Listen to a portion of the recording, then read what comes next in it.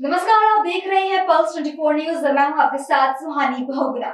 आइए रुक करते हैं इस वक्त की बड़ी खबर की ओर। किसान मजदूर संगठन के राष्ट्रीय अध्यक्ष ठाकुर पूरन सिंह ने 23 अक्टूबर को मेरठ में महापंचायत का ऐलान किया। प्रेस वार्ता में उन्होंने बताया कि इस महापंचायत में केंद्रीय और प्रदेश सरकार के खिलाफ कई महत्वपूर्ण मुद्दों पर चर्चा की जाएगी। विशेष रूप से गन्ना किसानों के बकाया भुगतान और सड़कों पर टोल के नाम पर हो रही अवैध उगाही पर ध्यान केंद्रित किया जाएगा।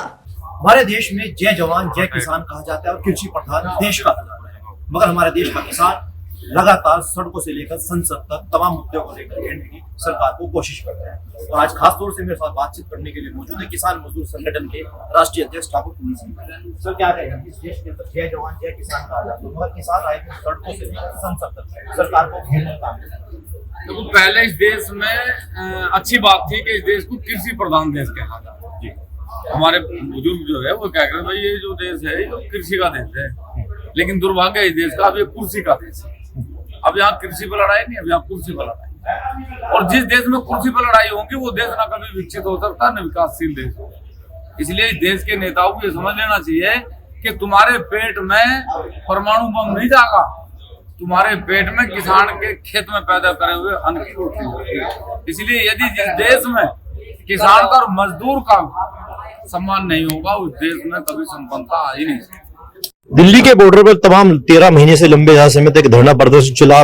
अगर बात करें अब शंभू बॉर्डर पर भी काफी समय से धरना प्रदर्शन चल रहा है। आखिरकार सरकार और किसानों के बीच वो चीजें क्यों नहीं बन पा रही? सरकार को पता है कि किसान सिर्फ सरकार बना सकता है, सरकार हटा भी सके। बहुत बार किसान ने सरकार बनाई, बहुत बार सरकार हटाई, लेकिन एक उम्मीद के साथ इस बार हमारी बात रखी जाएगी, इस बार मेरी बात सुनी जाएगी, लेकिन कभी ना सुनी गई ना कभी रखी गई।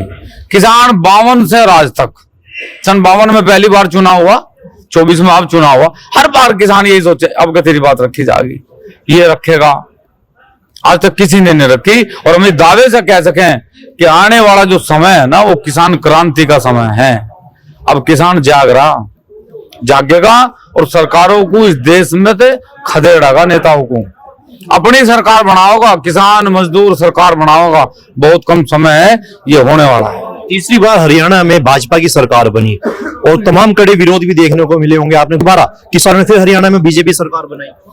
देखो, दो चीजें हैं। जहां हरियाणा में लड़ाई थी ना कांग्रेस और भाजपा की, वहां एक बहुत बड़ा सवाल ये उठ रहा था कि जो कांग्रेस ने मुख्यमंत्री नाम घोषित करा वो इनका भी झोंका हुई। उनने तो इतना बड़ा सांग जोड़ दिया वहां।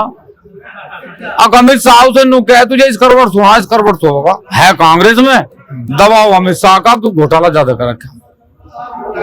अभी 830 का तो चुनाव से पहले पकड़ा गया था, 830 करोड़ रुपए। तो जनता ये मानना है कि भाई जब कांग्रेस की सरकार हमें लानी है तो कम से कम मुख्यमंत्री तो ऐसा दे दो जो कल को भेज ना करे इस काम को। इसलिए भाजपा की सरकार है कि वहां से लोगों ने सोची चलो भाई भागते ऊंट की लंगोटी से ही, तो उसे लंगोटी को पकड़ रखा, बाकी है कुछ नहीं। आगे क्या कुछ रणनीति है, कुछ बताया रहा है? महापंचायत करने जा रहे हैं ठाकुर पूरन सिंह। देखो, किसान अधिकार महापंचायत 23 अक्टूबर में मेरठ है।